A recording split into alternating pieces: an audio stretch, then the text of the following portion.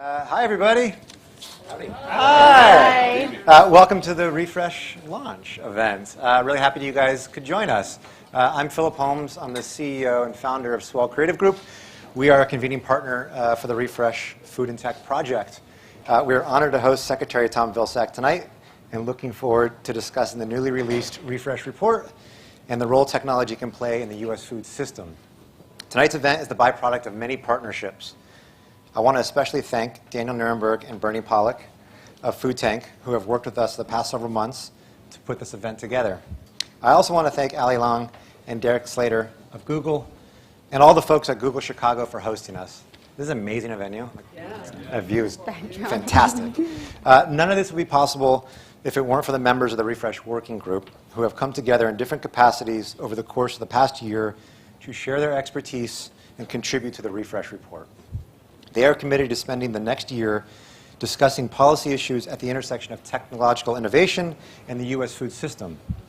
I want to take a minute to recognize each of the working group members here who are here tonight. Please stand up when your name is called. Ben Worley, AgriSource Data.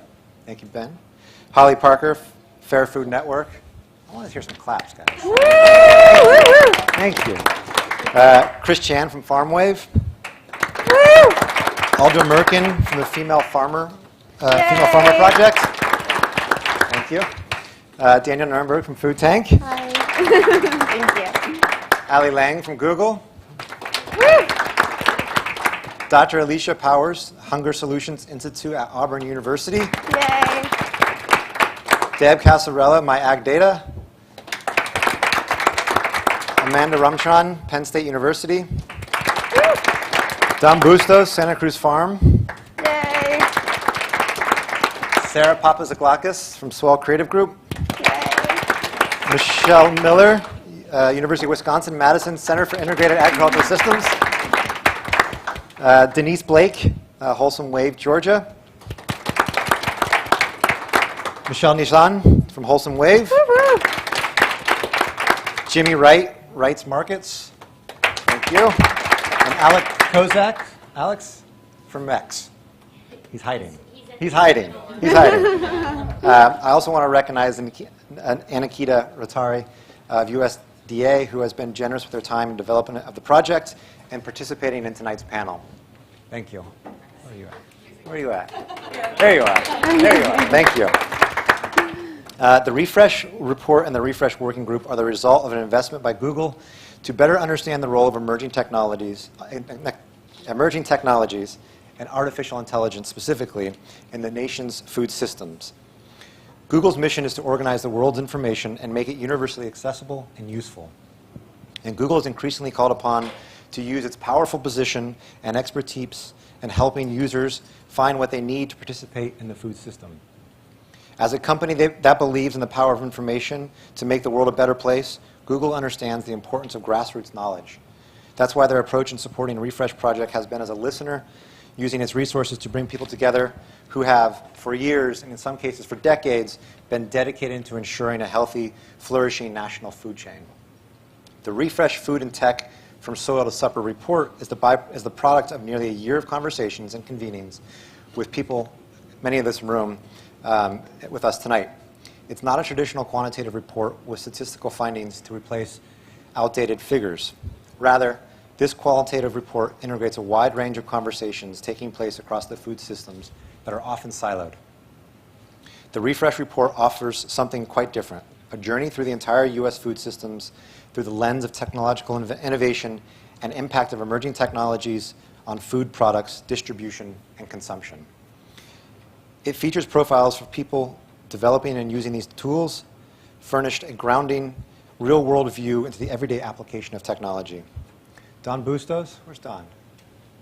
There's Don Bustos. James Beard Foundation Leadership Award winner is one such farmer profiled in the report and will be joining us shortly to discuss his views on how technology can be more community-oriented. In doing so, the Refresh report establishes a common framework for discussing the often polarizing topic of the nation's food systems while acknowledging the multifaceted nature of these issues and contentious debates at hand. Tonight, we will hear from Secretary of Agriculture Tom Vilsack, one of the longest-serving ag secretaries in the U.S. history. He will speak about what he saw in his tenure overseeing the USDA and about what he sees now as president and CEO of the U.S. Dairy Export Council. He will be chatting with Danielle Nuremberg, the president and co-founder of Food Tank, who I'm pleased to introduce right now.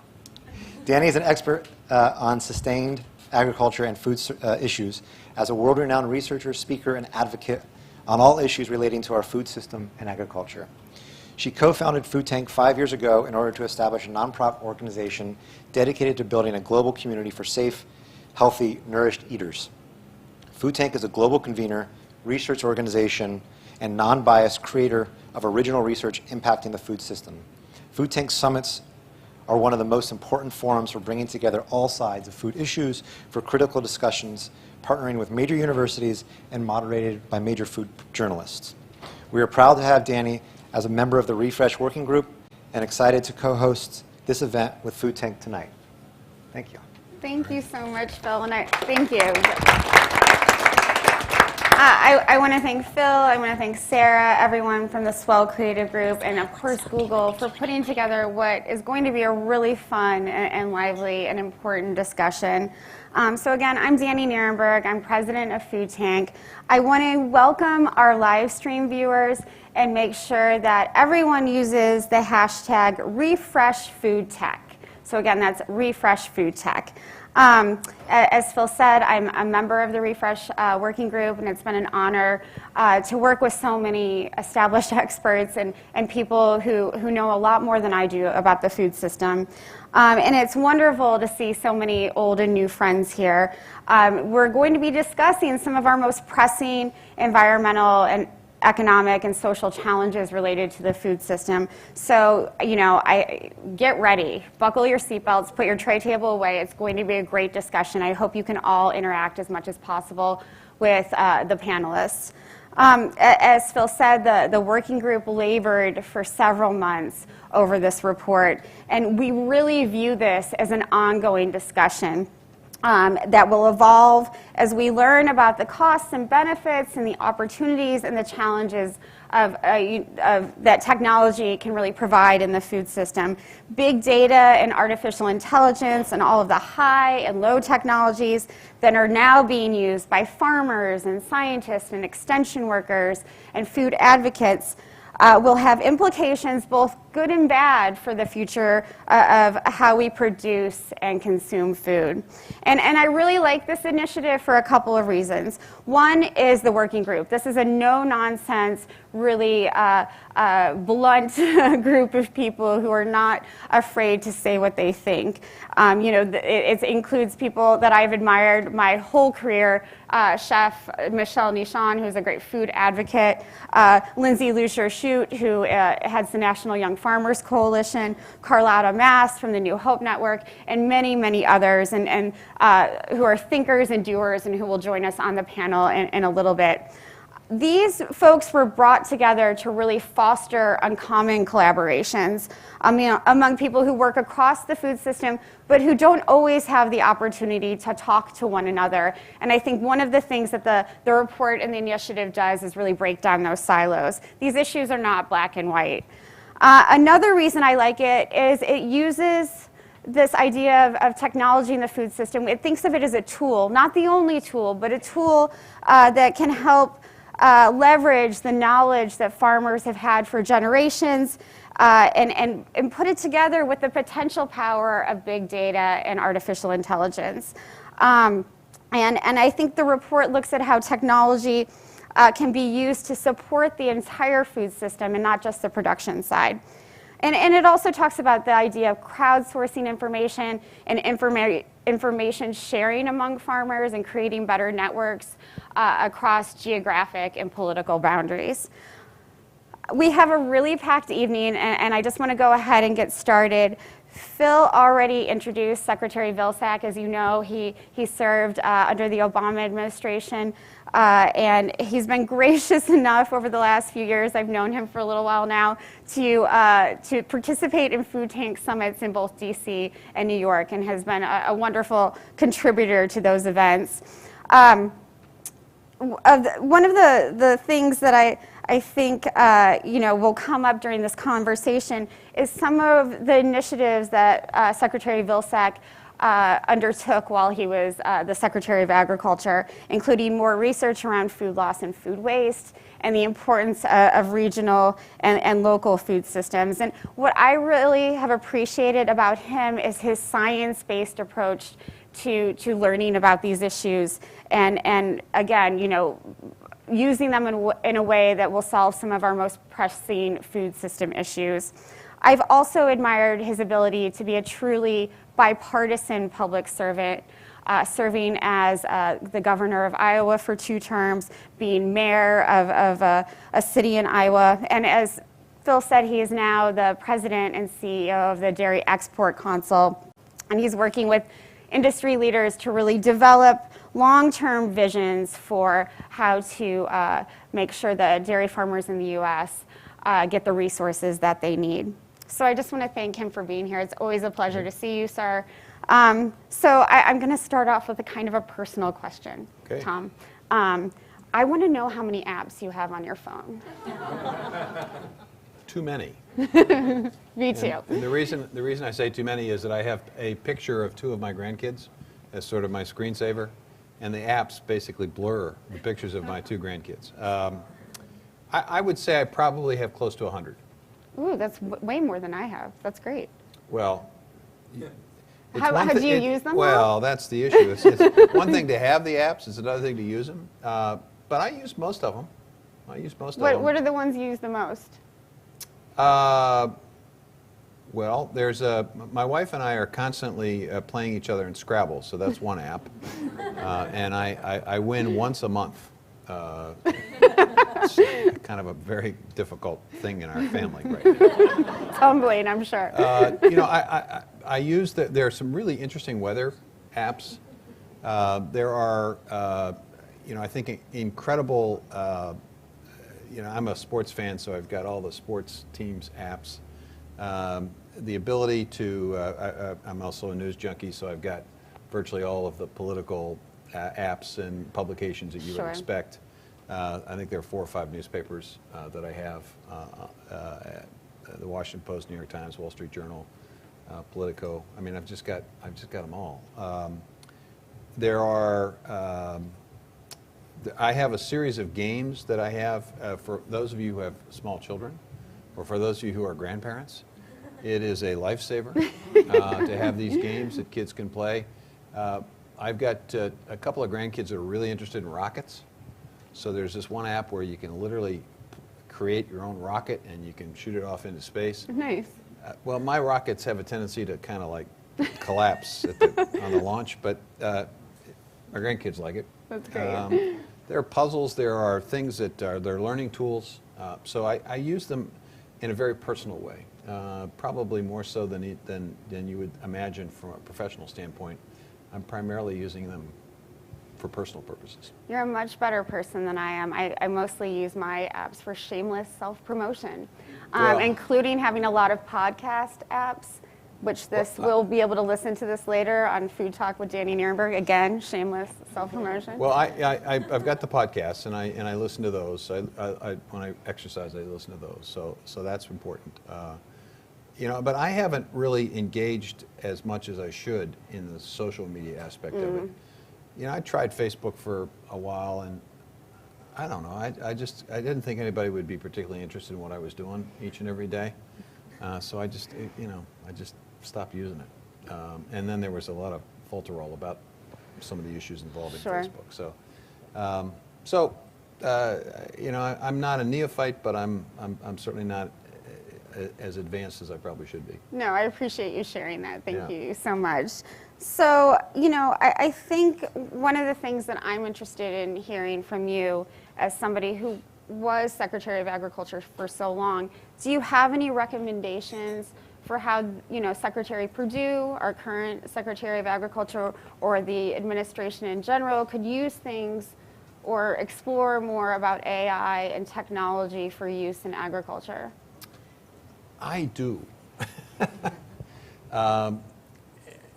I'm going to give you two pieces of two responses to that question. I was visiting recently with a company that has figured out how to reduce methane from cows.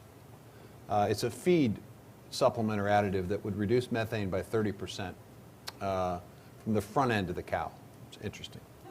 And incredibly important because methane is a really sort of a toxic greenhouse gas, and its emission levels are pretty significant. And the livestock industry is under a lot of stress because of that.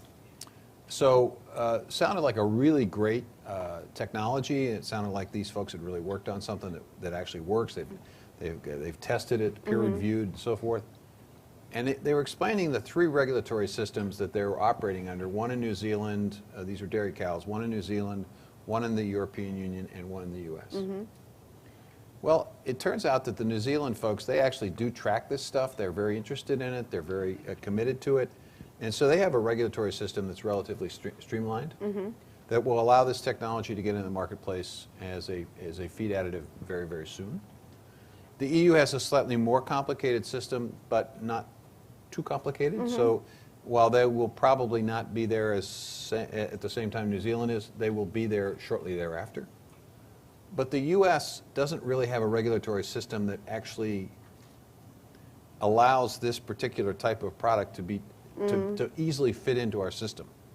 So we've shoehorned it into, as I understand it, into the sort of the veterinary and pharmaceutical lane, which requires an enormous amount of testing and requires years and years and years and millions of dollars. Sure. The reality is that while our competitors in the dairy industry will be able to go out and market milk and dairy products that were sustainably produced but with methane reductions, we won't have that opportunity until probably 2023. So the first piece of advice here is I really think we need to look at our regulatory systems writ large and understand that they were designed for a day long ago. Right. They weren't designed for the pace of change that we have today. And I think it's going to be incredibly important for government generally to really look at how we can streamline this process without sacrificing the quality of the assessment. Safety, right, yeah. for the safety. I mean, I remember when we were looking at genetically engineered technologies. Pretty controversial, but nevertheless in agriculture, continues to be in agriculture.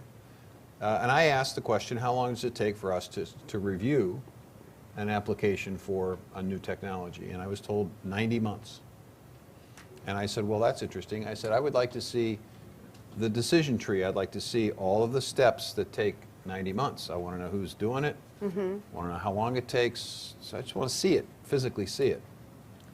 I don't know if this table's still in Secretary Perdue's office, but we had a really long, oh, leave me, you might have seen this table, big long table in the Secretary's office, and they literally rolled out a sheet of paper that was the entire length of that table.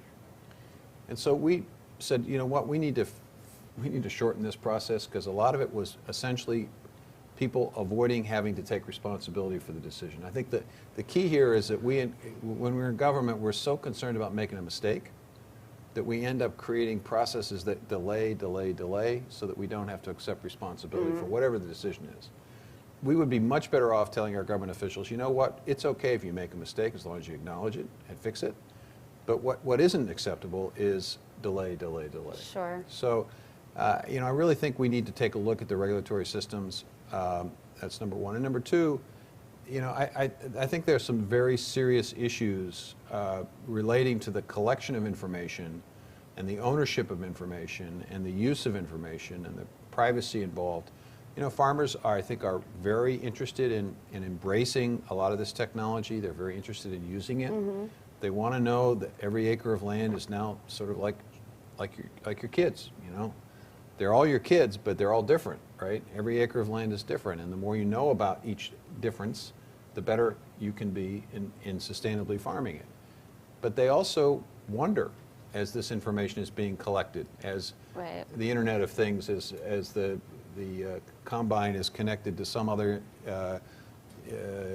machinery on the farm, who owns this? Who's collecting it? How's it being used? Where is it going? All right? And I think we haven't our ability to advance new innovations far outpaces our capacity to answer these critically ethical, moral dilemmas that ultimately arise as a result of technology. So I think we need to reform our government regulatory systems, and I think we need to have a conversation in this country so there's a clearer path and a clear understanding of exactly how all this is going to work. Right, more transparency. More transparency. Yeah, and Allie from Google, I think, will address some of that a little bit later. So you and I recently co-authored an op-ed, which was one of the biggest highlights of my career, so thanks. Well, mine too. I'm sure. and we wrote rural America is as a critical site of innovation. And you know, so much is taking place in Iowa or Missouri, where I'm from, or Missouri, as my mother says. And I'm interested in hearing from you, what lessons should we be taking from Silicon Valley? What lessons should Silicon Valley be taking from the heartland? What should they be learning from farmers? Well, it's interesting. I think there's a parallel between Silicon Valley and farmers in the sense that the people who were entrepreneurial in Silicon Valley were willing to take a risk of being wrong, or willing to take a risk of thinking they were going to develop something and then being willing to change and change direction. Farmers are in the same way. They put a crop in the ground. They take enormous risk. And so I think part of the opportunity there is for each to discuss how they manage risk, how they deal with risk. Because I think, you know, in order for us to ensure the profitability of farming in the future, there is going to be greater risk. I mean, there's no question, call it what you want, blame whatever you want. The reality is the world's getting warmer. And that carries consequences in terms of where you're going to grow things, how you're going to grow things, how you're going to raise livestock, what kind of you're going pests, to grow. what you're going to grow, what pests and diseases that we don't even know about perhaps are going to crop up, and how are we going to cope and deal with that? How are we going to be able to get ahead of all of this? You know, the reality is that the pace of change is so incredibly rapid now. The pace of change in the climate, the pace of change in sort of the global economy, the pace of change in technology. Sure. I mean, you can't keep up with it. And that creates a lot of insecurity, right? So, you know, I think farmers are incredibly secure in what they do. They're very connected to what they do, okay? And I think to a certain extent there's a parallel there with Silicon Valley. I mean, I think when you talk to entrepreneurs, you talk to technology people, they are very connected. But I always say, when people ask me, what do you do for a living? And I say, well, I was a lawyer, I'm doing, that tells you what I do, it doesn't tell you who I am. But when you ask that question of a farmer, and they say I'm a farmer, that tells you not only what they do, but also tells you who they are. Absolutely. And so, you know, I think the other aspect of this is that Silicon Valley shouldn't think that the only innovation that's taking place is coastal. Right. I mean, it's not like the Atlantic and Pacific Ocean somehow creates some kind of mist that enables people to be. The most creative and most problem-solving people I've ever met are those people on the farm. Absolutely. And I use this example of, you know, dairy cows, since I'm in the dairy business now. You know, in 1950, the year I was born, that dairy cow produced 5,500 pounds of milk on average. Today, according to USDA, it's somewhere between 22 and 23,000. I think it's probably closer to 25,000 pounds. That's a 5-fold increase relative in one lifetime. Same animal, 5-fold increase. How did that happen?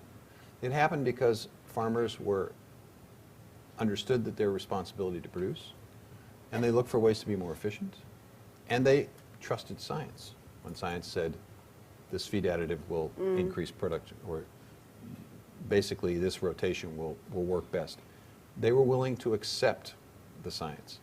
And I think part of my suggestion to everybody here tonight is we have to have a better conversation in the country about science than we have today. Because I find it interesting. I talk to a lot of progressive audiences, and invariably someone will come up and raise questions about the safety of genetically modified or engineered crops. And I'll say, well, the science is pretty clear, lots of studies, not a health issue. Hard for those folks to be convinced. These are the same people that are coming up to me and saying, hey, this climate thing's for real, and the science is solid, and what are we doing about it? And I go talk to my farm friends. GE, GMOs, oh yeah, they're great. I don't believe that climate stuff. No, I don't believe in climate change. I don't believe humans have got anything to do with it. Well, you can't have it both ways. Sure. Neither side can have it both ways. Sure. And I think it's incumbent upon the folks who live and die by science to have a much more informed and educated conversation about it and defend it more forcefully so that we who are not scientists by nature understand what it is and how it gets evolved. Sure. I mean, people think that science just, somebody comes up with an idea and it becomes science. Well, no. Real science goes through a very extensive process of review and criticisms and people shooting holes at it until finally a consensus is reached. And that consensus usually creates the impression that, yes, this is something that the majority of people are willing to accept at this Sure. point in time, until somebody comes up with a different set of science. Absolutely. Well, and I feel like there's very much an urgency now for the farmers that you're working with. Dairy farmers are facing a really unprecedented crisis in this country. Where do you see the role of technology helping them right now? Well, there are several things. One, obviously, to the extent that technology can increase productivity, that creates opportunities for additional sales. The ability to allow farmers to compare themselves to other farmers of a like kind in like areas or globally is, I think, important so that people understand that you're always looking for improvement. How do I stack up, not just against what I've done in the prior years, but how do I stack up to my neighbor? How do I stack up to my competitor overseas, right? So that to the extent that data can be informative in that respect, it's important. You know, I think that one of the keys here is connecting the ability to monetize the capacity of technology. So, for example, if you can actually reduce methane by 30%, the reality is there's an expense associated with that. Well, how do you monetize that result? How can technology allow us to be able to measure adequately and accurately to verify whatever conservation savings, whatever emission savings there might be? How do we then create the market that's real, that creates the ability to sell that result? Yeah. Or Do you have benefit? recommendations for that? Well, I think that there is an opportunity here for enormous investment in rural places if we establish a series of ecosystem markets. I've thought this for quite some time. The challenge is the ability to measure, quantify, and verify the result. Once you can do that, you're in a position potentially to encourage investment by a company that's looking to satisfy some regulatory responsibility that they can satisfy indirectly through farm conservation. Or there may be a company that says, just because it's a societal good, we want to contribute. Sure. I noticed that there are signs here at Google where they're encouraging the folks who work here to make charitable contributions, and the company will match them up to a certain level. There are incentives, there are ways in which corporations can potentially social welfare. And I think to the extent that we're able to do that, you then replicate in agriculture nature, in the sense that there's no such thing as waste in nature. There's always a purpose and a benefit. Yeah. Right. Can we create that same concept? Can we take manure, for example, as we are currently doing with a company called Nutrient, and trying to figure out how do you separate the water from the solids? How do you reclaim the water efficiently and effectively in the production process? How do you do that in the processing process? Pretty expensive. Where does the money come from to do that? And how do you then take the solids and create a multitude of products, chemicals, materials, fabrics, fibers, energy, fuel, and use that again as a marketable product, right? Now all of a sudden, instead of just selling milk, that dairy farmer is selling a series of products, right? And now all of a sudden, he doesn't necessarily have to rely solely on that milk check. Sure. He has a series of income streams coming in. Or she does. For sure. How do they basically monetize all of that opportunity, okay? And so to the extent that technology can be beneficial there, there's just so much in terms of understanding the land. I've noticed in the report the conversation about analyzing soil in terms of drought and floods and so forth. Well, every acre of land is different. Every acre of land requires a slightly different approach. And you can reduce significantly input costs if you understand the distinctions between acres and between, we've got cows with the Fitbit, that's also highlighted in the report. The ability to collect data, and you know that one animal needs this, another animal needs something different. You aren't in a situation where you have to give every animal the same thing because you don't know for sure. It's very exciting. I mean, it is. Being able to use inputs more efficiently and not waste, as you said before. So you create additional products and additional profit lines, and you also reduce your costs. Absolutely. And you create more of whatever it is you're producing because you're more efficient and more productive. Those are three ways of increasing the bottom line for these producers. But here's the problem. The problem is all that costs money. And it may require regulatory approvals. So it goes back to part number one, response to number one, is we got to make sure our regulatory systems allow that technology to get in the marketplace more quickly. But number two, we have to figure out ways in which producers can access the investment with partners. There's no reason why we can't, as we look at our conservation programs at USDA, they are designed for the farming of the past. There needs to be constant revision of those conservation programs so that we are investing in things that will reduce emissions. We're investing in renewable energy sources. We're doing a little bit of that, but we need to do a lot more of it. Yeah. And again, I think technology has a role there. We need to figure out ways in which we can incent these new technologies with resources so that farmers are willing to adopt them. This is what people don't understand about farming. Not everybody makes money in farming. In fact, in 2014, which was, I think, the best year we ever had in farm income, when I was secretary, I was amazed when I saw the results of the breakdown of who profited. There are a little over 2 million farmers in the country. About 1 million of them are got something going on in the backyard. They're really not the farmers as most people would. They're farmers, but they're not the family farm operations who's living or dying based on their ability to farm. They didn't make any money. They didn't expect to make any money. They just like doing stuff in the backyard. So that means there's about 1 million farmers. In the best year we ever had, 700,000 of those million netted $10,000 in their farming operation. In the best year ever. So you say, well, how do they stay in the? Well, they stay in the business because they work off the farm. They work. They may work one job. They may work 2 part-time jobs. Sure. Spouse works. Kids work. And that's all to keep the farm. Right. So you can't ask those 70% of those folks who are farming to say, hey, you need to spend X number of dollars on this new whiz-bang technology. They can't afford it. Right. Now, the big operations can, and they will. But what about the smaller sized operators? Yeah. How do we create programs that allow them to get the same opportunities to diversify their product line? How do we do that? Well, I think we have to have a conversation about exactly how we go about providing support for our farm families. We're transitioning from direct payments to risk management. We've made that transition. We've got conservation programs that provide sort of a partnership, but I think there needs to be an evolution of these programs so that there is a continued, it keeps pace with the continued pace of change and innovation. So that farmer, regardless of size, has an opportunity, if it's a Fitbit on the cow, that they don't have to have a 1,000-cow operation or 2,000-cow operation to be able to take advantage of it. If they got 50 cows, they ought to be able to take advantage of it. Sure. The COP on climate change is going on in Poland right now, and you've mentioned emissions from agriculture.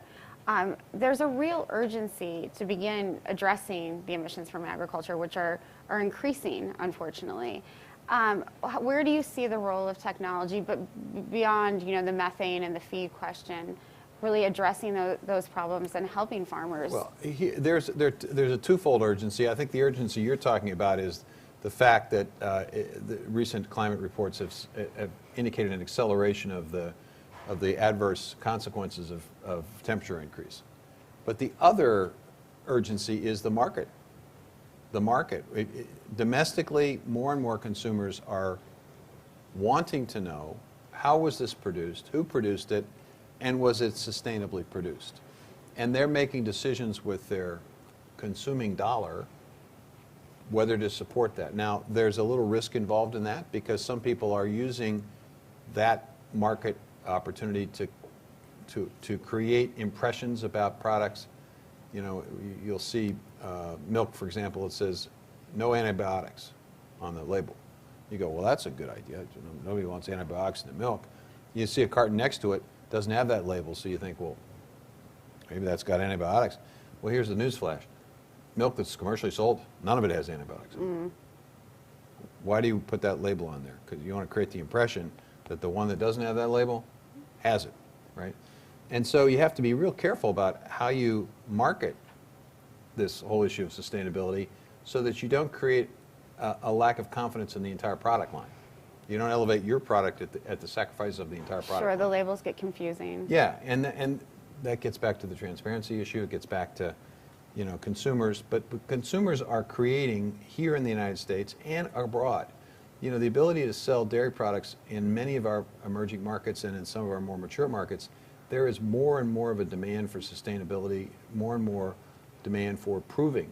So the dairy industry has embraced a program called FARM, F-A-R-M, Farmers Assuring Responsible Management. It's the only internationally certified animal welfare standard. And 80% of the milk produced in the country today, 80 to 90%, is basically being produced under that set of protocols. That gets back to technology. How do you measure it? How do you verify it? How do you quantify it? Technology can help you do that. Absolutely.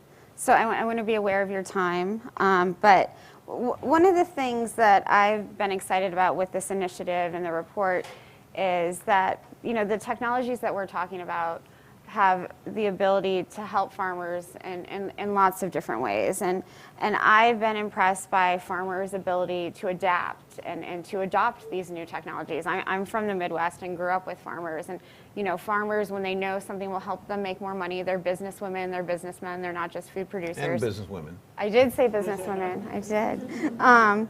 Do you think that there is a way to combine the knowledge of farmers like Don Bustos with these sort of high-tech solutions like AI? Do you think or are those things going to be mutually exclusive? Well, they can't be mutually exclusive. I think anybody who's designing technology is going to want to know how the farmer's going to view it. And actually, you know, it's interesting, going back to the GMO issue, I think the seed companies did a terrific job of convincing the farmer that this was going to increase productivity. They failed to talk to the consumer. Yeah. So as we're talking about these new technologies, it's going to be incumbent upon us to understand who actually has to be educated about them in order for them to be successful. We can't tell the farmer, use this technology, only to find out that the consumers will reject it. The farmer needs to be sensitive to the consumer and the market. The market needs to be sensitive to how farmers will perceive this, and most importantly, how do they afford it? That's the big issue. If farmers see benefit, they will embrace it if they can afford it, and if the regulatory approvals are there. If they're not there and they can't afford it, and then it becomes incredibly frustrating. And what you're going to do with technology is you're going to drive a further wedge in the countryside between big and small. At a time when really in agriculture and specifically, we need to bring everybody together to amplify its voice and importance. And that's one of the things I like about this report, is you talk about the food system, you talk about the food industry. The food and agriculture industry, if you talk about it as a single entity, you're talking about 28% of the workforce of the United States, 20% of the overall economy of the United States. Now, how does that stack up against autos, steel, aluminum, some of the other industries you've heard a lot about recently? Well, actually, it's larger. And I think we have a tendency to diminish the importance of this industry by separating and segregating the food folks over here and the agricultural and farmers over here. We got to bring them together. Break down those silos for sure. I guess this can be my final question to you, because you have another meeting to get to. But, you know, when I sort of introduced, you know, this report and I said this was the beginning of a conversation and ongoing. What are your recommendations for continuing this conversation among government agencies like USDA, among your own research and policy institute, the Dairy Export Council? Where would you like to see things go, and how would you personally like to be involved? Well, I had a conversation with folks just before this event tonight, and I talked about the importance of the dairy industry reaching out to Secretary Perdue to talk about the need for the Department of Agriculture to convene. Technology, Google's got the capacity to convene. That's why we're here today. The Refresh folks have the capacity to convene. The convening power of the USDA is pretty important and pretty powerful. I guarantee you the Secretary of Agriculture said to the technology folks, the farm leaders, the food leaders, we need to come together and have a conversation. Everybody would show up. And then the question, why are we here? Well, we're here, Mr. Secretary, because we want to work with you to streamline the regulatory process so that when new whiz-bang stuff comes on board, we're not behind the European Union or New Zealand or anybody else, that we are actually setting the stage. We're setting the standard. Yeah. We don't want to be behind. Right. All right? I can imagine that Secretary Perdue wouldn't think that was a great idea, right? So I think encouraging the convening power of the government, or if that doesn't work, the convening power of the technology industry to say, look, we know there's some very important discussions that have to take place about privacy. We know that farmers are a little bit worried about all this. You collect information, who's going to get that information? Is the government going to get it? Which entity of the government is going to get it? We don't have any problem if the FSA office gets it, but we're not so keen about some of the other agencies. Well, how do we break down those barriers, right? So all of this is about communication and conversation. And in the past, we talk at each other, right? We talk at each other. We have to talk sort of between each other. And Sure. I think convenings are incredibly important. And I was encouraging the dairy industry to suggest that kind of convening, because there's just enormous opportunities here. I didn't realize this, but you could take methane from a cow and you can replace the water that's used in producing cement. I mean, that's the science of these material science. It's amazing what can be done here. And it could open up a great opportunity for economic opportunity and development in rural places that has struggled for so long to retain their young people. You know, that's the real sad reality is technology has encouraged greater productivity, but in doing so, it means we've used fewer and fewer farmers. And instead of saying, okay, that's great, but now here's another opportunity for you, we've essentially let folks leave the farm, Sure. leave rural places, come to great cities like Chicago, which is fine. We've not had a transition economy. We've not said, hey, stay. Right. Here's what you can do now. Right. You can be the manufacturing facility that takes the methane and converts it into 1,000 different products. You can have a really cool job, and you can live in a small town, and your kids will know the teacher. I mean, you know, there are Yeah. benefits to living in rural places. And so, but we've basically abandoned rural America, Right. in my view. And as a nation, we've just sort of let it linger. Sure. And we have programs, you know, USDA is actively involved. We certainly made investments, but from a standpoint of a national dialogue and conversation, when the inner cities were crumbling in this country, there was a national conversation about it. We have to do something about our major cities. We have to invest in our major cities. We have to create specific programs for our major cities, and we did. And, you know, we got some incredible cities. Why aren't we having that same conversation about rural places? And why should we? Well, I'll tell you why.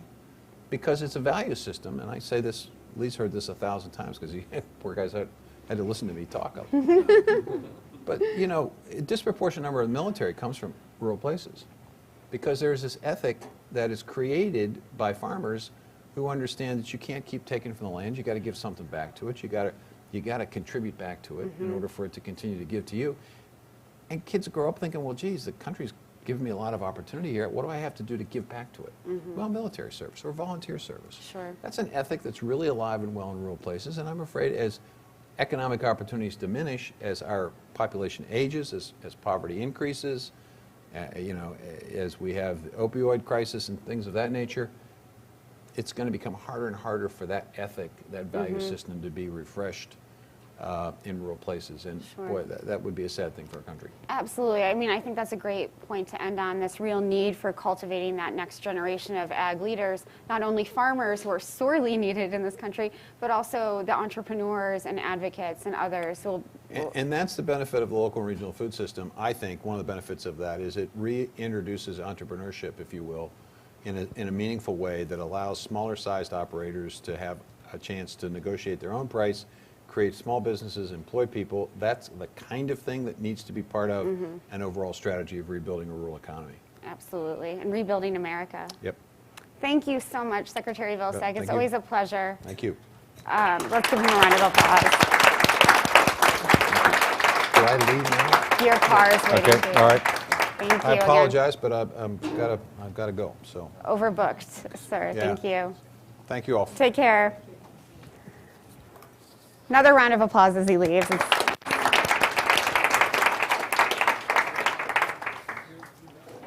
So I think that's a great beginning to this event and this conversation.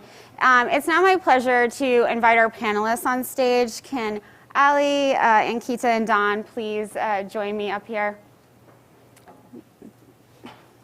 Just give them a few minutes. Sit wherever you'd like.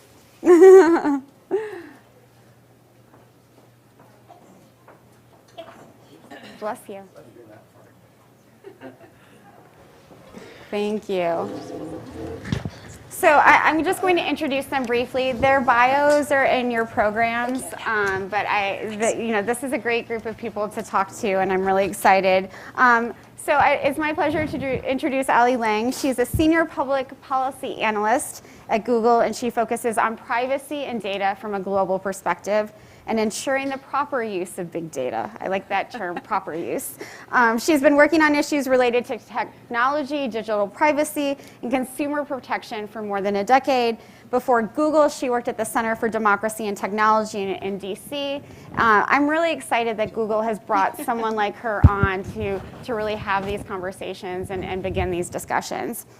I'm also honored to have Don Bustos. He is a farmer in New Mexico where he works on the land that has been in his family for more than 400 years. Just take that in for a minute, 400 years.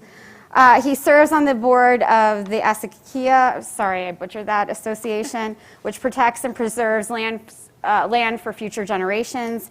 He also helps mentor and train young farmers and has helped start the Santa Fe Farmers Market Complex and several farmers networks across New Mexico. And I'm so glad you're here to share your perspective. Thank you. And last but not least, we have Ankita Raturi, who joins us from the U.S. Department of Agriculture, Agricultural Research Service. She works to create information tools and data pipelines. I love that term. I like infrastructure that you can't see. For cover crop research and use, and she is especially interested in designing tools that help make agriculture more sustainable. Thank you for being here as well. So, Ali, I want to start with you. I'm putting you on the spot for sure. This working group, and so many of them are here in the audience today, that you decided that was important. But you're Google. You didn't have to form a working group. Why was that important to the company and to you personally?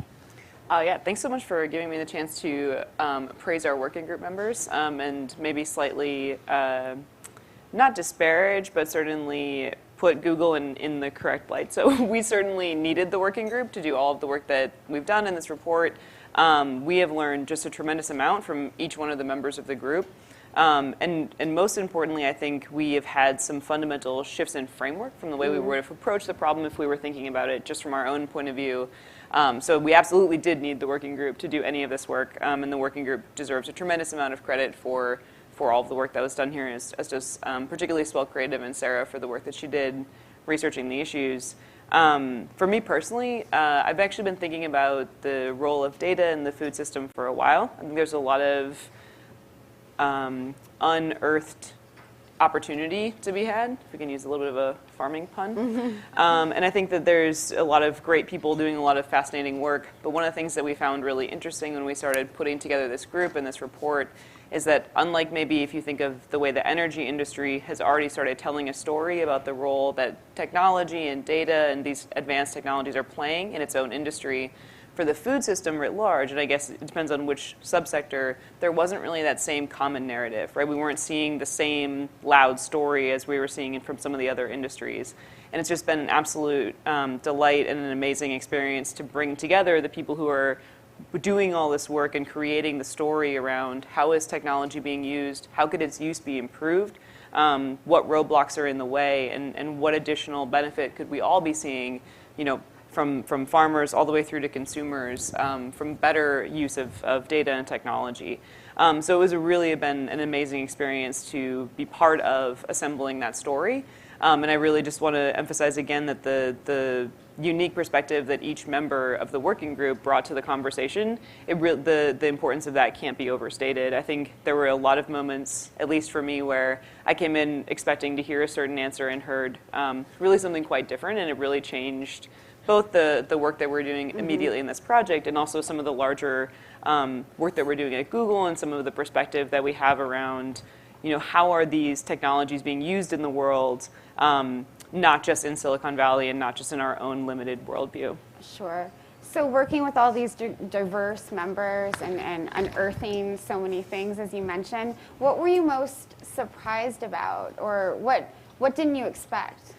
Yeah, so I actually had a pretty embarrassing experience of learning at the first working group meeting that we had in St. Louis. One of the themes that I did not see coming was how people you all laugh at this, but people in the room really felt that technology had been an alienating force for them, right? That it had disrupted their communities, it had disrupted their way of life, and our friend Dawn was really an important voice in that discussion and really helped drive home the feelings that people were having and the perception and the reality people were experiencing around the disruptive role technology was playing in their communities. For me personally, I grew up in a time and a place when technology really connected me to things, right? It gave me an opportunity to be connected to people who weren't right within my physical proximity, to issues that I wasn't hearing about or learning about. It was the birth of the internet, right? So it was a really interesting time to be connecting with people. And so for me, it had always been a real connecting force. And even some of the work we do at Google, technology can provide a space, right? We host an open source community. We host a lot of, YouTube is a good example of places where people feel they can come together, for better or worse sometimes, but certainly we felt like it was a connection. And so it was really enlightening and really important to hear from our working group members that technology is not playing necessarily the same role in their lives and their communities. And we've really factored that into the discussion that we've had with our working group members. You'll see it a lot in the report. And also I've been thinking a lot about that in my sort of day-to-day job at Google, thinking about the role that we have in the data ecosystem writ large and the way that privacy, which is my main focus, can help support people engaging in communities by making them feel safe and feel like they can trust the entity they're working with. So it was a really important realization. It was just very funny. I think maybe Don and I started at opposite ends of the spectrum and views of technology. So it was really important for us to hear that. That's great. I want to talk about AI in particular, and maybe we can all sort of answer this after Ali does. But where do you see the role of AI in the food system in particular? What's its role? It was so interesting listening to Secretary Vilsack share his view from his time in the administration, and it's been really great to listen to all of our working group members and the others who we've talked to talk about, how they're using already data and AI and machine learning and things, and to sort of have the perspective coming at it from the way that at Google we would think about these things. We certainly see an opportunity for more utility to be made of data in the sense that you can be more specific. I think that the point the Secretary was making about each plot of land, and even in a somewhat more granular way, having its own makeup and its own needs, you're seeing more precision farming being deployed, and you're seeing a lot more opportunities for people to be tailored to or to have their own point of view, to have things that are immediately useful for them. But there are ways in which the food system is not necessarily built the same way that the technology system is, that we think we may be able to share some lessons there as well. And my favorite example is, I think probably most of us use the grocery store loyalty cards, right, where you stamp and you get like the 10% off or whatever it is. That information is going somewhere, right, and we aren't able to access it and we're not really able to see it. And it's probably useful to us, right? There's probably useful insights that we could be able to learn about our own habits, or when things go on sale, or what we're buying and how quickly we're going through things that you could track on your own, but you're probably not going to because people are busy and they have busy lives. So it would be really interesting to be able to see that data, and it'd be really valuable perhaps for us all to get insight from it. And just because the grocery stores don't really have a model of delivering a sort of user benefit, like we would think of it at Google as a user benefit, they're really seeing as consumer relationship. It's just not something that's on the radar. I don't think it's a malicious thing at all. I just think, why would someone think to do it? And there's a lot of really interesting examples like that, where even just much more fundamental technologies than AI, but just simple data analytics might add some really interesting perspective. And with AI, like the example the secretary gave of the cows who wear Fitbit, those, if I remember correctly, actually run using TensorFlow, which is an open source machine learning platform that Google hosts. And so we do make a lot of effort to make those advanced technologies, AI and machine learning and all these other things, more accessible to people. We heard very clearly from the working group that farmers are not going to learn to code on top of all of their business obligations and farming obligations. And so it really does need to be the case that things are made to be simpler, that things are made to be more accessible, and to meet people really where they're at and meet their needs. And I think there's work to be done. There's work that's doing a good job of filling that need. Sure. And there's definitely more to be gained in that Sure. space. So we're looking forward to working with the working group to promote that. Donna or Ankita, do you want to weigh in on the role of AI and where you see it sort of in the global food system? So I know, big question, yeah, right? that's a big question to jump into right away. But I think AI has an important role in the global food system. But I think the more important question is how do communities decide how to use that kind of AI technology? And how are they allowed to participate from the bottom up to even know or understand the impacts that it's going to have on their communities and future generations? There's a whole thing called law of unintended consequences. So, and to me, my favorite example of that just recently is Facebook. You know, the whole idea of Facebook was to really develop a friendly place where family and friends and community come together, they share, special events. And well, we saw what happened in 2018, or we're understanding what's happened in 2018. And then we kind of see how it's being used today. So, it's unintended consequences that we don't know what is being today, what it's going to look like. So, to me, that's a big question. I mean, what you're suggesting is this idea of the precautionary principle, sort of looking before you leap. But how can we help farmers do that? Well, I think it goes back to taking a small step. Taking a small step, like I started the conversation, was that communities should be empowered to make those decisions. And I think a lot of times you're looking at communities that are really impoverished or economically vulnerable. So there's no way that they can actually get the information and then be able to digest it and make an informed decision in technology's real time. So, if you just think about the human dynamics and the social aspect of what's occurring, then that takes you a step back. And how long is it going to take to develop the social capacity and the social engagement to have these very important but should be equal kind of conversations going on too. So I'm the skeptic on the panel all the time. I've been the skeptic, and I come from a small, really rural area in northern New Mexico. As it said, I farmed the same land. My ancestors farmed 400 years and had been farmed for thousands of years before that. But I take people to the farm, and the first thing they do is they get lost because the Google or the GPS doesn't work correctly. And then so they're calling me and the signals aren't right. So it's, yeah, I'm over here. Why don't you wait at Walgreens and I'll go meet you at Walgreens. And it's all get into the farm. And then the first thing we do is we walk the farm, and then we walk the acequia. The acequia was their first form of democracy in the United States. And it's the way water distributed in northern New Mexico. There's over 250 registered acequias, but over 800 acknowledged acequias in New Mexico. And it distributes water across New Mexico. So you get to the farm, and the first thing we do is, how do you use water? Well, we'll get and we'll walk. Our acequia is an earth-lined acequia, 7 miles long. The last cornfield gets water, and we irrigate off of a small stream. This year was probably about 3 inches deep and about 6 to 8 feet wide. It's held in a small reservoir. So we all share. If there's a lot of water, we use that water. And if there's scarcity, then we share that water. Sometimes you only get water a few hours a day. Sometimes it's at 3 o'clock in the morning. But people have learned how to cooperate and manage that water. So all 28 acequias, all 5,280 people are able to get water off of this tiny little stream of water, feed their families, and create jobs for themselves and in the future. So that's the importance of where I live.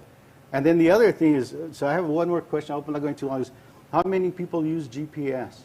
How many people have used GPS? How many people have got lost or sent to the wrong place? So to me, that happened to me just recently. I was just in San Francisco. I was up at a conference, and I rented a car and went from Oakland across the bay to San Francisco. And then I plugged in the GPS to get back, and it sent me over the Golden Gate Bridge down to downtown San Francisco, over the Oakland Bay Bridge at 5 o'clock in the afternoon. No. You know, I think it was Grand Avenue. I was trying to cross lanes. I was pulling out my hair. I was about to give everything up. So to me, little things like that make communities where I come from a little bit more skeptical. Sure. Yeah, a little more. It was, yeah, it's great, but if I really need it, if my whole life depends on me harvesting this pack of beans and getting it to the local farmer's market 25 miles away, you know, that's a big leap. When you can go out there and you, over centuries, over generations, it's instinctual what you have to do to ensure that you get a crop to feed your families and then save the land for the next 7 generations. Sure. Well, so Don brings up these great, questions about how it's being used, and I know you're really concerned about how disruptive technologies like AI can affect both social equity and environmental protection. Do you want to talk about ways that we can prevent those, disruptions from having a bad effect? Sure. Let's just solve it in one go. No. No. I love the way in which you've both described some of the things that we're talking about, because it sort of like picks apart at both the promise and the peril of technologies. And so while yes, I want to use different kinds of techniques that I've typically used for, optimizing source code in optimizing an agricultural system, finding both conceptual and biological bugs in farms, that's a great promise. At the same time, there are all these perils if we start to design technology without the participation of all the different system stakeholders.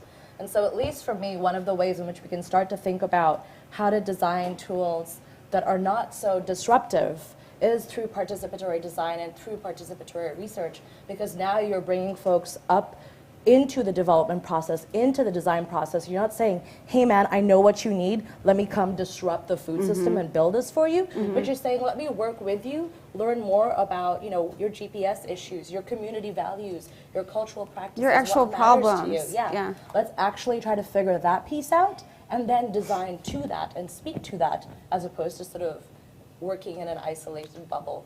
Absolutely. So at least for me, that's one of the benefits of sort of working with communities and working in collaboration through techniques like participatory design. Yeah, it has to be participatory. one No, example. absolutely. Or these things, you do have these unintended consequences that Don talked about. Absolutely. What are some of the unintended consequences you've seen? Well, so one that I think is kind of funny is that there's a lot of interest in open data. There are a lot of open data initiatives, especially in ag. We're beginning to see a lot of folks say, what we really need is a platform for open data.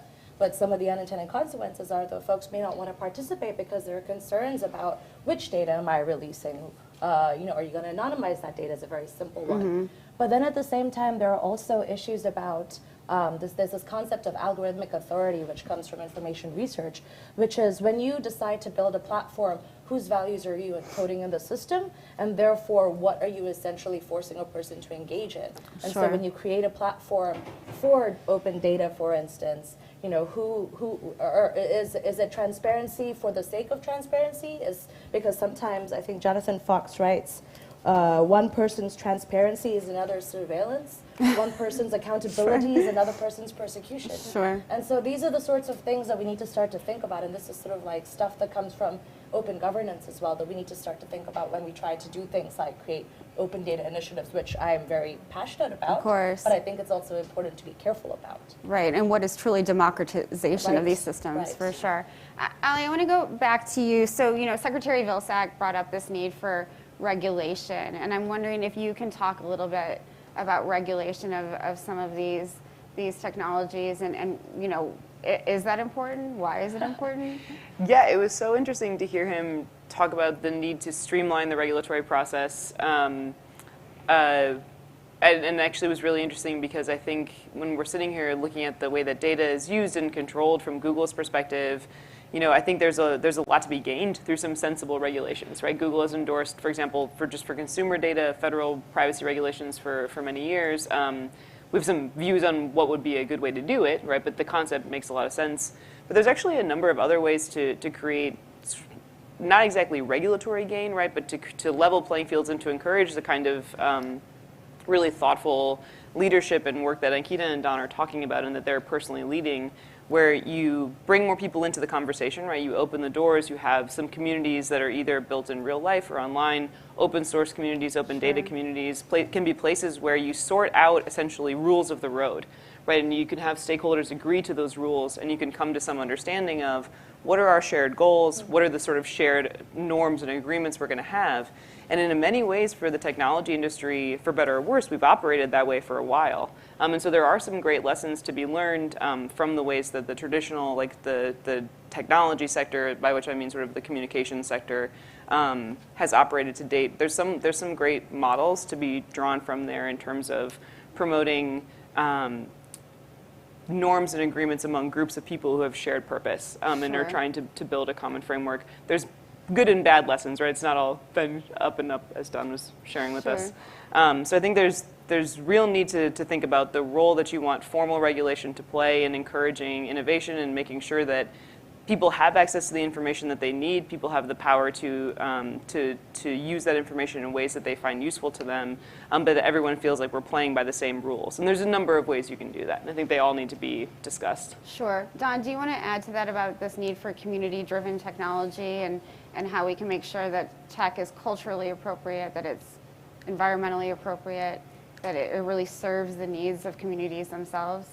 Yeah. I think it's community-driven, but in communities, see, I struggle with that technology piece in communities, and I know in northern New Mexico, where I come from, I think a lot of us struggle with that whole piece about how the engagement of social aspects. So when I talked about when we walk the acequia, so we get up in the morning, I'll get up at 3 o'clock, and there's mayordomos on each acequia. Each mayordomo is in charge of his acequia.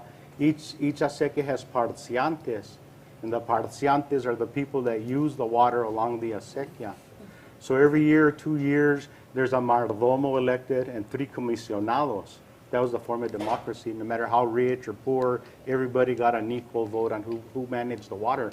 And then it was set on the rotation, so everybody got to lead, whether you liked it or not. So you kind of learned how to play together in a community because at some point you were going to be in charge of it.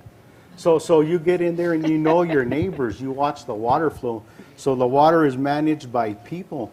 People get in there and they dig out the leaves or the branches and make sure the water is flowing. They make sure the right people, the head gates are closed and the right ones are open. So then you get to know your neighbors. You get to know, oh, the viejito, the older guy there, I haven't seen him in 2 weeks. There must be something wrong. And then his niece comes up. Oh, grandpa is sick. So you get to know your neighbors more. There's more of a social fabric involved. And I really get to know your neighbors. This year, when folks went out to visit us, people would come out and say, hey, what are you doing? Like neighbors watching neighbors, how people taking care of people. Sure. And then around this whole ecosystem, right? It's not just about the environment. It's not just about technology. It's about the ecosystem and how we all nourish each other to make sure that it's vibrant and then it's inclusive. So those are the pieces I struggle with technology capturing that. And then, you know, this is what I think is the social fabric of, we all have to really acknowledge that life force that was given to us, that comes up from the soil through all of us and then back up to the Creator. Huh? How do you capture that life force? You know, when you get those goosebumps on your back or that hair rises up, no, that's like instinctual. That's something that, I don't know. Let's see. It's going to be interesting. Well, it's interesting that you bring up this issue of, you know, communities holding themselves accountable. And what I'm interested from Ali and Ankita is, how do we hold corporations accountable, and how do we hold, you know, Google accountable and USDA accountable for you know, developing and sort of promoting some of these technologies? Feel free. I mean, I don't know if I'm in a position to necessarily talk about how to hold institutions accountable, because, or even individuals. I often think about accountability as a piece of this trust building pipeline. And so, you know, transparency leads to accountability, which leads to trust. And so, at least from my end, the ways in which I think about accountability is that it's part of this dialogue that you need to have with different groups. You also need to make sure that when you're building things, you're not sort of coming in from the outside looking in. And so for me, a great example of this would be one of the groups that I work with is called the Gathering for Open Ag Tech. And the folks who are involved in this community are farmers. They're people who represent different organizations. I'm part of it. We have some folks with different companies. And so this means that what you end up doing is then actually bringing in folks from different institutions to come and work together to try to start to think about issues around data privacy, and try to think about it, at least on our end, it's been from a technical perspective. And so when I think about streamlining things, I think about things in terms of data interoperability. And so from our end, we've mostly been trying to think about ways in which we can bring people who are interested in technology across these different communities to start to then try to figure out some of those stickier issues regarding how we actually disclose and how we build trust in our deeply socio-technical systems. Absolutely, absolutely. Yes. No, I just wanted to, if I get a chance, I'd like to chime in on that. I just of course. So there are pieces of technology that really, and I hope I'm not taking up your time. There are pieces of technology that are really important in New Mexico, and I kind of started to overthink about the question, So solar technology is really, really important in New Mexico. And I go back about thinking I might be an AI skeptic, but I'm not a Luddite. I was one of the first ones that used solar energy for year-round production, passive solar energy for year-round production, because going through the state and understanding the need for school children to get good, healthy food in the middle of the winter, we couldn't do it. So we used technology that allowed us to grow food and then shared it with our neighbors. Now we meet some of the demand for the school districts in northern New Mexico. But with that, you know, it becomes, so we got a grant from the Western SARE, and that's USDA really being supportive of the programs. And it was to start that solar energy program, but after 2-3 years, the infrastructure started to wear out. And without any place to source those replacement parts, or anybody around to give us any kind of technology assistance, then we had to modify it and go to a different type of growing. But you know, there are a lot of opportunities that are there for technology to support the community. Yeah. I just wanted to, you know, we look forward to understanding more of those technologies. It's a beautiful example of appropriate technology. Yeah, it's really great to hear from so many people that have like positive examples of how things can be done. You know, as I mentioned, there is a place obviously for accountability in the system, and I think what you're seeing across the technology sector around the world is really this question being asked: how do we hold institutions accountable when they're so dispersed, they're so broad, and we all are getting benefits from them, but it's unclear exactly how it's all working, or maybe some people aren't getting as many benefits, or maybe we're all not getting any benefits, like not really clear anymore what's going on.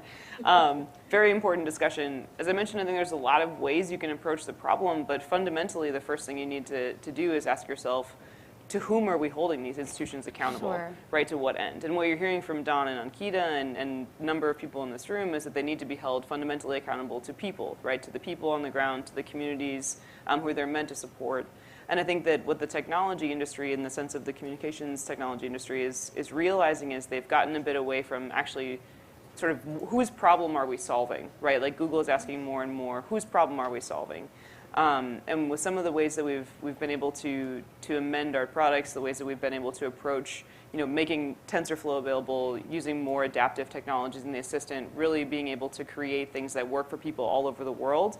I think that we're starting to shift more back towards what where the focus, maybe it has been, but maybe needs to be more, which is on the user. And we kind of expect our users to hold us accountable to them, as well as the larger social institutions.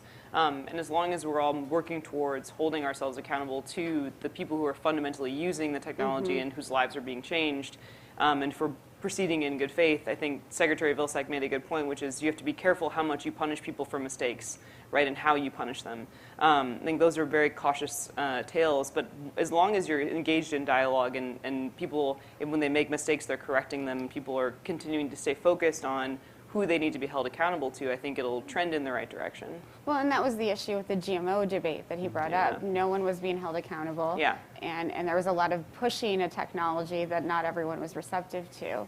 So, I mean, again, that's kind of my, how do we not push this, but make it, so farmers understand that it's available to them, that it's another tool in a big toolbox, but it's not the only one. And Secretary Vilsack's story, again, was instructive for the mistakes that were made in the GMO debate, right? Even if you can convince farmers, you have to really get the social buy-in, which I think is, again, what Ankita and Don are really talking about, is this larger dialogue and making sure that you have the right people understanding the goal and the pros and cons, right? Because there's always going to be some situation where you'll need to make sure people feel like they got what they thought they were getting at the end of the day. And so I think communication directly to people more, and what we're really hoping is that reports like this and the voice of the working group as a shared entity and creating some shared narrative or telling some shared stories around the experience people are having who are working on these really complicated and important and interesting problems will help get that sort of buy-in, right? It will help people understand the things that are happening. If you stopped most people on the street today and said, how are farmers using AI? I don't think you'd get very informed answers to the question. And so, right, what is the word socio-technical? Like, well, how are we engaging sort of people in understanding where their food on their table comes from, not only from the sense of who are the people who have put their time and their ancestors' time into creating the food and learning the traditions and preparing the food, but also just what are the ways that it got to me? What are the ways that we assisted this process that could be improved or made more equitable? So the trust that you're trying to build is not about the technologies themselves. It's about the process of discussing these technologies. And that's something you think a lot about every day in the design process.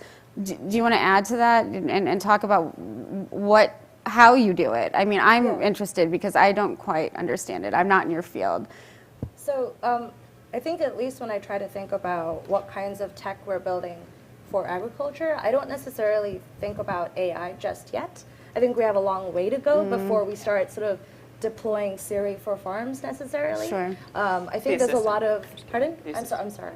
I should have remembered the name. Okay, Google for farms.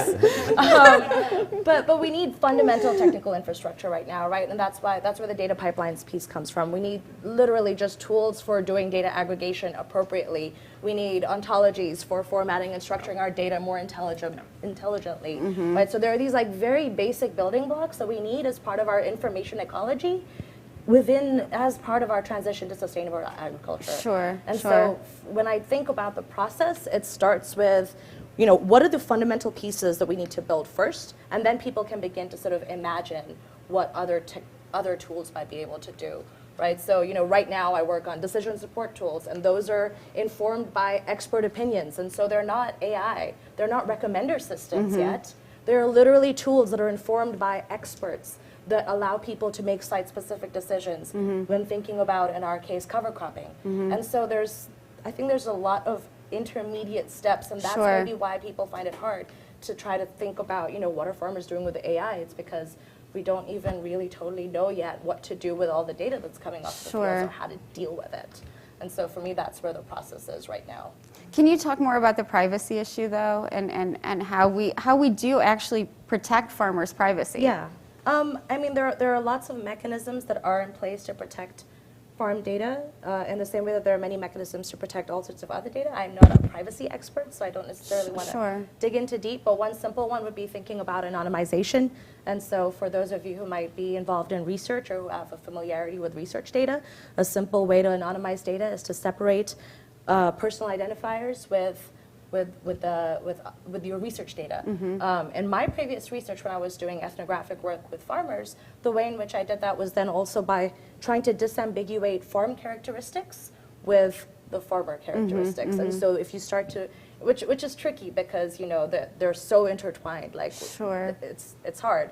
But there are at least some mechanisms that we can put in place to try and make sure that there's some sort of, which is funny because we don't usually think of isolation and data as a good thing, but there's some sort of isolation between those two data sets. And I don't know how accessible or helpful of an answer that was. So No, I'll defer to the rest of you. I do just want to make one clarifying kind of statement too. I think we have a tendency to mystify the concept of artificial intelligence, right? We think it is something a little more sophisticated than what it is. Sure. It includes a number of, there are certainly very sophisticated ways you can do this, but artificial intelligence encompasses a huge amount of information, and it's something that's in a lot of things that we're interacting with every day.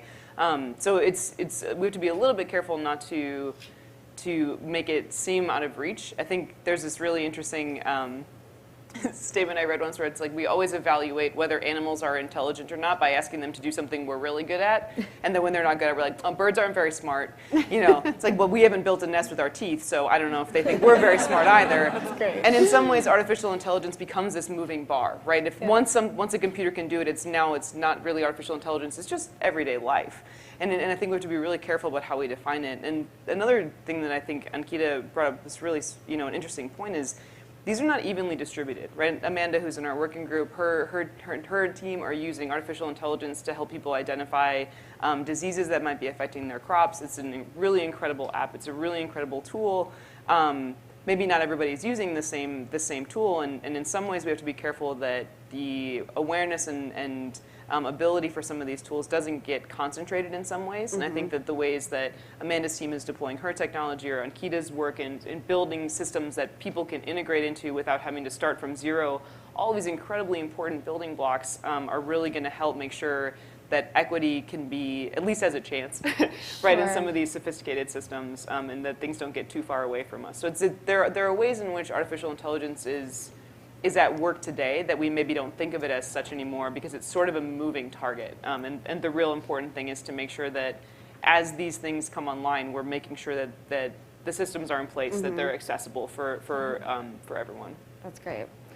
Don, I want to go back to you and talk about this equity piece and the ability for collaboration. As I said when I started talking, I'm so impressed by what you were able to share in the report about information sharing and creating a system for farmers to talk to one another. And I'm really interested in how you see technology helping facilitate those conversations among farmers and between, as I said before, between different countries and different kinds of farmers all over the world. Yeah, thank you. As the panelists were speaking, I was thinking a little bit about how complex that ecosystem that we're really talking about, because the conversation shifts from one area to the other one. And I was thinking, well, AI and not only AI, but all sorts of different things are really applicable to large corporate farms. And then you kind of look about the populations you're trying to feed, and then you start to layer on top of that about the distribution. I think there's a lot of emphasis about growing more food, but if I read a lot of the studies, it's about how that food is distributed to the most poor countries in the world. So it's not even a matter of growing food. It's not a matter of distribution. It's about people being able to pay for that food. That's just another layer upon this really complex ecosystems that we start to talk about. The food distribution and the poverty. And then people start to talk a little about this whole intersectionality of systems. To me that sounds really, really defined. It's a language thing. To me, the systems we're talking about is like when you wake up in the morning and your hair's all messed up. Those are the systems that we're looking at. Everything is there, but it's all over-tangled and interwoven, and sometimes it's growing uneven, sometimes it's coming up long, gray hair here, and things like that. So to me, the systems are very, very complex. So the discussions have to be just as complex and long term of how we start to integrate those systems themselves. So to me, that's kind of like where I started to think about how complex of a system that we're really, really looking at. But I do think that, because I have some students that help me on the farm, they keep talking about drones. Oh, these drones are going to really help us. Instead of having to walk the acequia, a drone can go through and water and check exactly what you're seeing. You can see it in real time. So there are applicable pieces that people are looking forward to. It's just that how are those used, and then how do we integrate them into the different areas? Sure. Yeah. But let's get back to this collaboration piece. I mean, I really want to hear from you how farmers can use tech to collaborate. So how farmers use tech to collaborate. Where I come from, like I said earlier, in northern New Mexico, it's the best technology there is phones. It's just like, dude, we talk to each other. When I mentioned to you that we walk the acequia, I see my neighbors on the acequia. No? That's the first form of interconnection with the community itself. And then the next thing, we're having our acequia meeting coming up on Saturday. So I've been calling the people on the list on the phone. So I'll call everyone. Hey, how's it going? What's going on? How's your mom? How's your dad? Hey, the acequia meeting is going to go on. Can you guys come? So there's a big leap from what there is today to how we're going to use it in the future. Sure. Yeah, so, it's like two different languages. I understood the question, but there's two different languages going on. Yeah. And go ahead on. No, I thought, Don, you brought up a great point about it's not just about the growth and distribution. It's like what happens to people at the end. And it reminded me of one of my favorite examples where we've seen a very simple, relatively simple to our ears, but difficult to execute innovation, which is helping people at point of sale make an easier time purchasing, particularly in the DC area. People have a number of different food stamp programs they might be eligible for. And if you're at the farmer's market, there's double up bucks, and there's, if you could be in Maryland, you could be in Virginia, you could be in DC, and there's a number of different programs. Maybe you can buy potatoes, but you can't buy jelly. It's very complicated. And so for a person who just wants to buy their groceries, and the person who just wants to sell their food, they don't necessarily, those two people don't need to be caught up in some long engaged process where they're trying to figure out how to execute this transaction.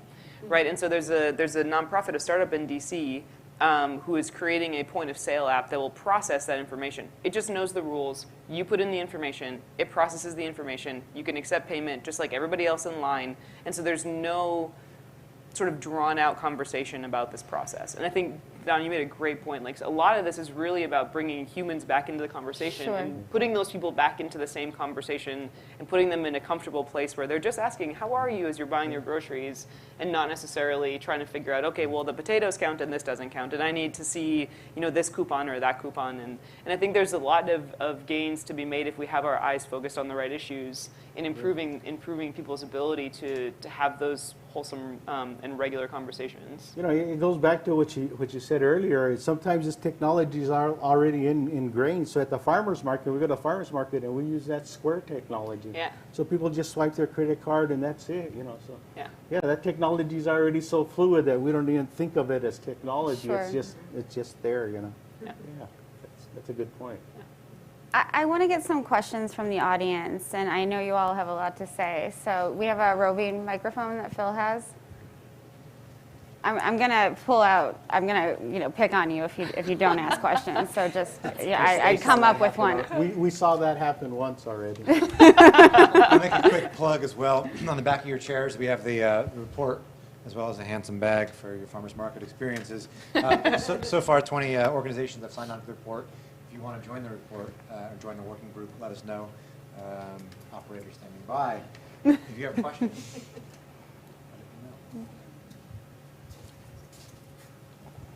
Hi, I'm Stephanie Katsaros with Brightbeat, and we're based in Chicago. Just a really quick question. Not as much, I want the panel's input, but reading the report, I think it was something Amanda had said about, doing more with less labor as sort of a goal of efficiency. And And it sort of goes against a little bit, maybe some of what really is important in agriculture and some of the points Tom touched on. So how, I guess my question is, how can technology, if it might be in a way reducing jobs, what conversely is it doing to maybe not do that but create different jobs? Can we hear a little bit of your thoughts, all of you, on that? Do you want to go first? Yeah, I got really excited. Yeah. Because, at least in the goat community, ag tech community, one of the things that I love about that is that lots of folks who are farmers are also kind of coders too. And so some folks are building their own tools. And so there is a lot of space for shifting from maybe some of previous kinds of work to information work. I don't know how excited everybody would be about that, but at least I get excited when I think about the potential for us to have folks who are basically using the same parts of their brain, doing things with their hands, maybe using that same part of their brain to sort of model the systems in their heads and then, manipulate it with our magical phone machines or something like that. And so at least I think there's an opportunity there for that sort of transition, maybe. So I've thought of that question quite a bit, and I think for this is where it's so difficult to think for me about how one thing is going to help everybody at one point. Yeah. So in the area I come from, in New Mexico, we're always like 49th or 50th in education. 50% of the kids graduate from high school. So there's not a lot of educational opportunities there. There's a huge drug problem going on. It's been going on for generations. So a lot of the only opportunities are in small agricultural production. 1 acre, 2 acres. If you plant it correctly, you can make enough money to pay the bills and support your family. So it's a whole idea of we're trying to create more small jobs so that we can feed our local communities by aggregation. It's not about having one person controlling the whole agricultural sector. It's about 1 million of us working out there and growing food and then feeding it and sharing it with our neighbors and our cousins, and the whole community benefits from a healthy ecosystem. So, it goes both ways, and so that's why I say there has to be a meeting. It's going to be, I don't know if it's a meeting or how it's going to be done, but there's two different things we're talking about. Not to dismiss the idea of really high advanced technologies for agriculture.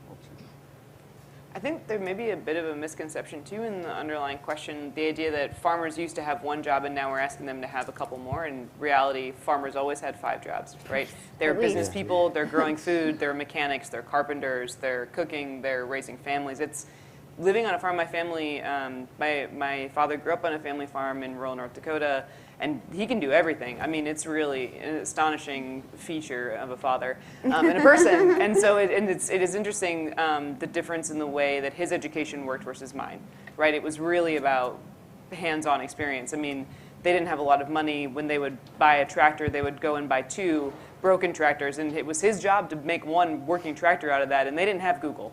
So, I wouldn't have known where to even begin, and you just learned it. And I think that there is a bit of a change happening in our economy and in our expectations around the jobs people have, and I think ideally to the insight of having, maybe less work, maybe we'll get people down to just 1 job each on the farm instead of the 5 that they were maybe previously doing. And so if you're reducing the amount of total jobs, or maybe you're redistributing the jobs, and maybe you're actually creating more jobs if people are enabled to sleep in maybe sometimes and not work the long days that farmers have historically worked, maybe there's a way to just make the job more manageable. And we shouldn't think of it as a job loss. We should think of it as making it more manageable, making it, enabling people to specialize if they'd like to, or enabling people to live a life that works for them. And so I think there's a misconception, maybe a little bit like these were 1-to-1 jobs for a 9-to-5. And in fact, I think there was always a lot of work to be done on farms that now is maybe being distributed a little bit differently. Absolutely. Maybe time for one more question. I want to check with Phil. One, okay. I'm Lindsay Lesher-Shute with the National Young Farmers Coalition and with the Farm Generations Cooperative. So related to your point, your dad could fix that tractor, right? And there's no way that any farmer is going to be able to fix the new technologies that are coming out. I'm one of the groups that we put together of our young farmers is Farm Hack, where there are some coders, right? There are some all farmers are brilliant in my mind, but I think this technology is very much less approachable, right? You're not going to be able to use that screwdriver and that beat up manual for your tractor, right, to be able to fix some of the technology that we're talking about. So I guess, how do you address that? Yeah, this is a really great question. I think there's a number of things that are going to be critical to making sure that people feel like they have control over the things that they're using. And we've definitely have some working group members who are focused on, in particular, making sure that the information that their smart implements are collecting is accessible and available to them. And I think there is an element of making sure people have the resources they need to make repairs themselves or to get repairs more quickly, and not to be waiting for the technician, the designated technician, to travel so many miles out to them. So certainly creating closer sectors and the ability to repair things in a closer geography is going to be a really important improvement. But I think this is a very complicated debate as well, and I'm really curious to hear what Donna and Ankita have to say about potential for short-term sort of improvements. I would suspect that the improvements may take a while, but maybe you guys have a better answer. So there's a site, ATRA, I think it's Appropriate Technology in Rural Communities, that's really helpful. That is, that's what farmers get on, and you can call them or email them, and so that's a really helpful use of technology. But what it is appropriate technology as a community needed. So some farmers are going to need GPS guided tractors. Some farmers are going to just make sure that hoe is really nice and sharp, so that you can just go through smoothly cut those weeds on, and just to make sure that those markets are open. So it's all different levels, and I think that's the thing that we have to be really, cognizant about. It's the high and the low tech, Everything. It's appropriate. Yeah, absolutely. I think in the same way that we have a diversity of agricultural systems, because I think often we talk about agriculture with one big brush and then just paint technology over it. It's, I think, important to recognize the nuance, the spectrum of systems, and therefore what we probably want from the tech side of things is for it to reflect that diversity of systems. But I guess from a development perspective, I think part of the challenge with the tractor example you gave is that when we were first designing these tools, we thought of them as monolith systems that we didn't necessarily want to be able to break apart and redesign. And so interest in modular design of technologies and making sure that we have ways of plugging this piece out and replacing it and fixing it, thinking about those sorts of things, which I think we do really well in the open source community, at least on the software side, are those ideas I think are beginning to leak into the design of both cyber and physical agricultural technologies. Full stop. That's great. I hate to cut this discussion short, but I think this has been such a rich and interesting discussion, and I want to thank our panelists. Can we give them a round of applause, please? Thank you so much. And I just want to acknowledge the working group again. So much incredible work has been done over the last year, and it's really exciting. So congratulations to all of you. And again, this is the beginning of a discussion, not the end, so we'll look forward to hearing more.